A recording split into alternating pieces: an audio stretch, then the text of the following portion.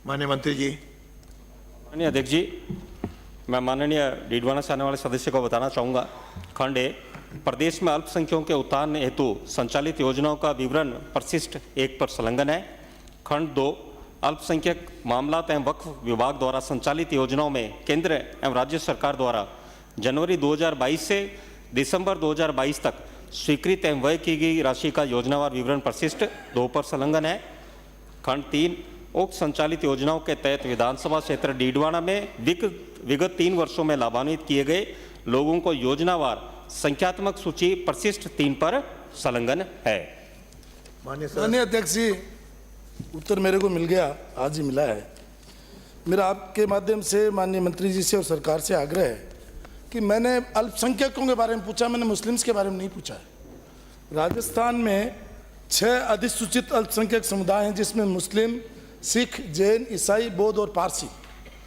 तो इन्होंने खाली मुझे मदरसा बोर्ड का जवाब भेजा है। तो मेरा माननीय मंत्री, आपके माध्यम से माननीय मंत्री जी का आग्रह है कि 1.25 करोड़ पॉपुलेशन है इस प्रदेश में, जिसमें हमारे जैन भाई भी रहते हैं, सिख भाई भी रहते हैं, सब रहते हैं। तो उनके उत्थान के लिए राज्य सरकार क्या योजना है, उनका जवाब आपके माध्यम से मैं पूछना चाहूँगा कि पूरा मेरे को दे दें, कोई दिक्कत नहीं है। समय का अभाव था या समझने में, क्योंकि मेरा क्वेश्चन जो है वो प्रदेश में अल्पसंख्यक के उत्थान के लिए पूछा, मैंने मुस्लिम उत्थान के लिए नहीं पूछा। और उसमें भी सिर्फ मेरे को जवाब मिला है मदरसा बोर्ड का। तो मेरा आपसे आग्रह है कि मदरसा बोर्ड के अलावा भी मैं इनका वो देख रहा था, मदरसा बोर्ड के अलावा भी अल्पसंख्यक आयोग, मदरसा बोर्ड, हज कमेटी, वक्फ विकास परिषद, वक्फ, मुस्लिम वक्फ, ये सब है।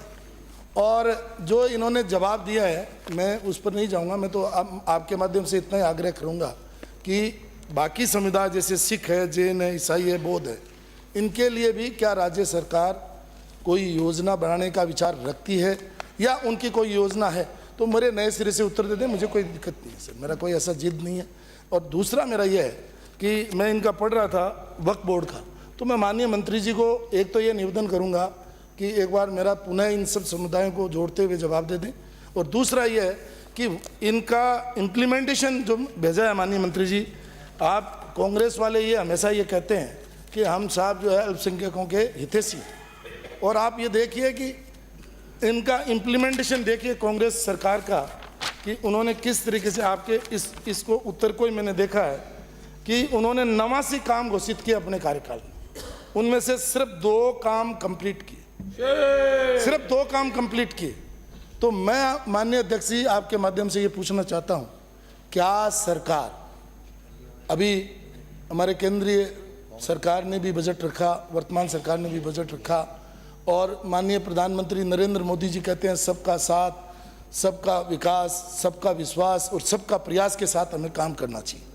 तो ये जो पिछली सरकार 2018 से लेकर के 2023 तक चली, क्या उसके कार्यकाल में जो आपने मेरे उस कार्यकाल की रिपोर्ट भेजी है, क्या सरकार उस कार्यकाल की जांच का विचार रखती है? अगर रखती है तो वक्फ बोर्ड अकेले को ही अगर आप पकड़ लेंगे तो उसमें लगभग 1 करोड़ 71 लाख की इनकम बता रहे हैं, और आप जहां भी जाओगे अध्यक्ष महोदय वहां वक्फ की संपत्तियां मिलेंगी। तो ये पैसा खा कौन रहा है? ये पैसा खा कौन रहा है? इसकी क्या सरकार जांच करवाएगी? ये मेरा सवाल है। माननीय मंत्री जी। माननीय अध्यक्ष जी, मैं डीडवाना से आने वाले माननीय सदस्य को बताना चाहूँगा कि राजस्थान सरकार भी लगातार अल्पसंख्यकों के लाभ के लिए लगातार योजनाएं चला रही है। उनका मैं नाम भी लेना चाहूँगा।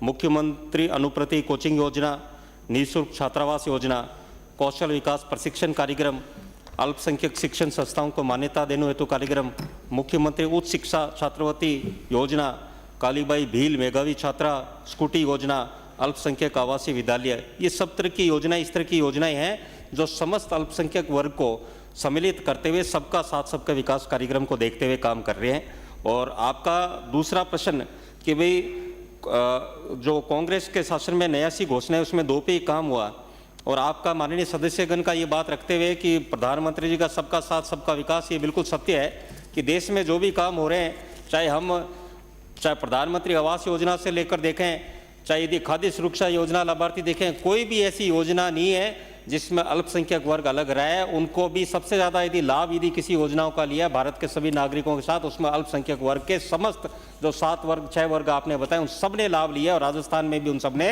लाभ लिया है। और मैं आपके माध्यम से जो आपने बात की कि जो पिछली सरकार के दौरान कार्यों में जो कमियां रही और आप उनकी जांच का विषय चाहते हैं तो आप मुझे बता देना, हम आपको उसकी जांच कराकर उस पर जरूर कार्रवाई करेंगे माननीय अध्यक्ष जी। माननीय अध्यक्ष जी, दूसरा हो गया। मेरे को माननीय भजनलाल जी की सरकार पर कोई मतलब अविश्वास नहीं है, मुझे पूरा विश्वास है कि वो सबके साथ, सबके विकास और सबके प्रयास के साथ काम करेगी। चलिए, लेकिन ये जो तथाकथित लोग ग्राउंड के अंदर छापा बांधते हैं, मालाएं पहनते हैं और लोगों को दिग्भ्रमित करते हैं, तो जनता के सामने इस क्वेश्चन के माध्यम से मैं ये लाना चाह रहा था कि जनता के सामने ये आए कि ये खाली वोट के लिए ही ऐसा कर रहे हैं।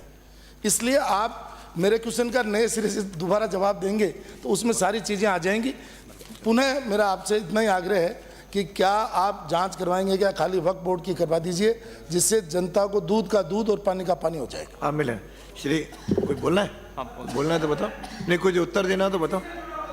अब नहीं, नो नो नो, नई परंपरा नहीं, नई परंपरा नहीं ब्राजो, जो कुछ कहना माननीय सदस्य। नो, आपको कुछ कहना, आपको कोई मंत्री को जवाब देना है, बोलिए। दिलवा दें, जैन वाले में दिलवा दें, ठीक, जैन और सिखों वाले में दिलवा दें। माननीय अध्यक्ष जी, डीडवाने से आने वाले सदस्य सीनियर वरिष्ठ सदस्य हैं, इन्होंने बात रखी है तो जरूर कुछ ना कुछ उसमें तथ्य होगा, तो मैं आपको आश्वस्त करता हूं उसकी हम जांच कराएंगे और बिल्कुल दूध का दूध और पानी का पानी करेंगे। धन्यवाद। श्री कांत।